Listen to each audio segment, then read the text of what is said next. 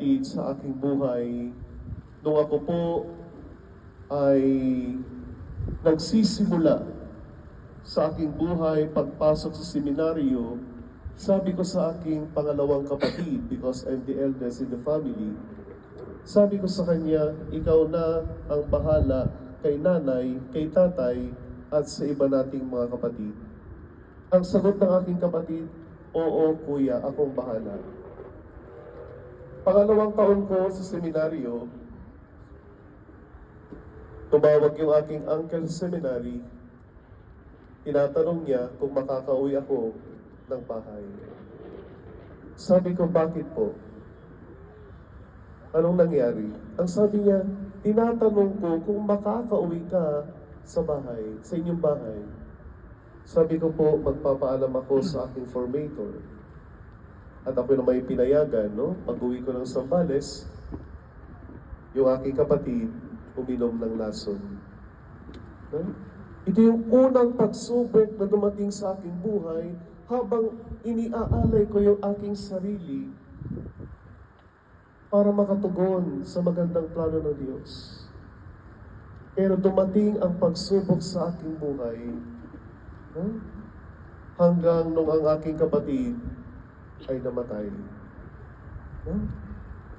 Sabi ng aking pinsan, tutuloy ka pa ba sa pagpasok mo ng seminaryo kahit namatay ang iyong kapatid? Minamahal ko mga kapatid, ito ang nagbigay kalakasan sa akin. No? Nung ako po ay magpe-perpetual profession sa aming buhay bilang cappuccino, habang ako'y nasa retreat, sabi sa akin ng Panginoon sa aking pagninilay, bakit mo ipinagkakatiwala ang iyong pamilya sa kapwa mo tao? Ang tao mahina. Ang tao namamatay. Ang tao nawawala. Bakit di mo ipagkatiwala ang iyong pamilya mo sa akin? At doon nagsimula na magkaroon ako ng malalim na ugnayan sa Diyos. Tama ang sinabi mo, sabi ko. 16 kami sa aming batch. Ako lang po yung nakapagpari. Kung sumuko ako sa mga oras na iyon, mga kapatid, wala ako sa inyong harapan. Bakit ko nasabi ito? Bakit ko nakwento ito? Alam ko, meron din kayong pinagdadaanan sa buhay, kagaya ni Jose at ni Maria. Tingnan natin yung ating buhay. Baka naman binigay sa iyo ng Diyos para mas lalo mong makita yung kapangyarihan ng Diyos sa iyong buhay.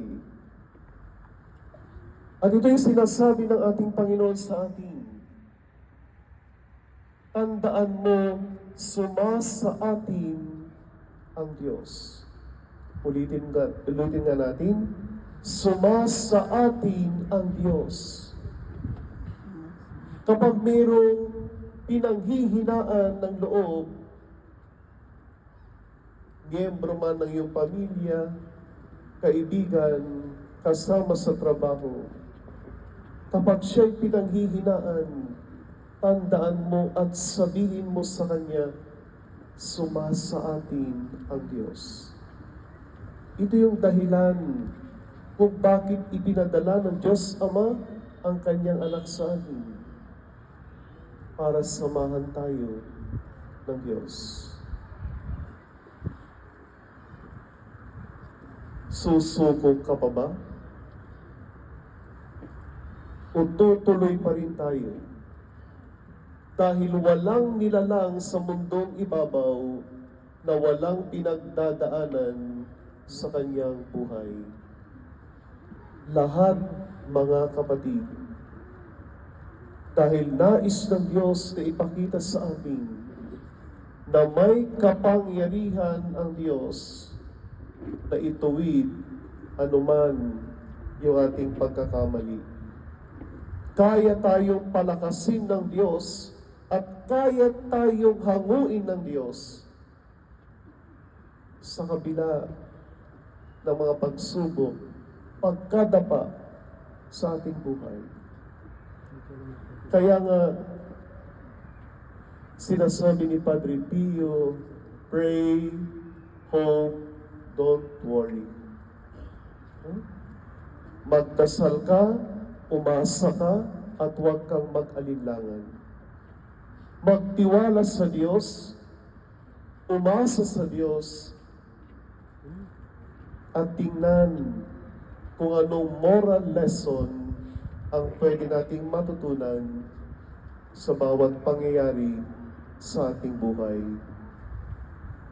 Ikaw, kapatid, ano yung kwento mo na pwede mong makita na ang Diyos ay sumasa iyo? Napakayaman ng ating karanasan. Napakayaman ng kwento ni San Jose.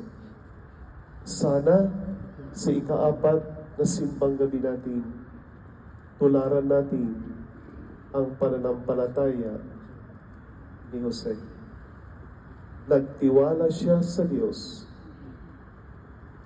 at sinabi sa kanya yung magandang plano ng Diyos sa kanya. Baka yung karanasan mo, pinagdadaanan mo, bahagi yan ng magandang plano ng Diyos para sa buhay mo, kapatid. Nawa, sa banal na misang ito, tulungan naman tayo ng Diyos. Lalo tigil ni Jose na ating gabay ngayong ika-4 na simbang gabi. Amen.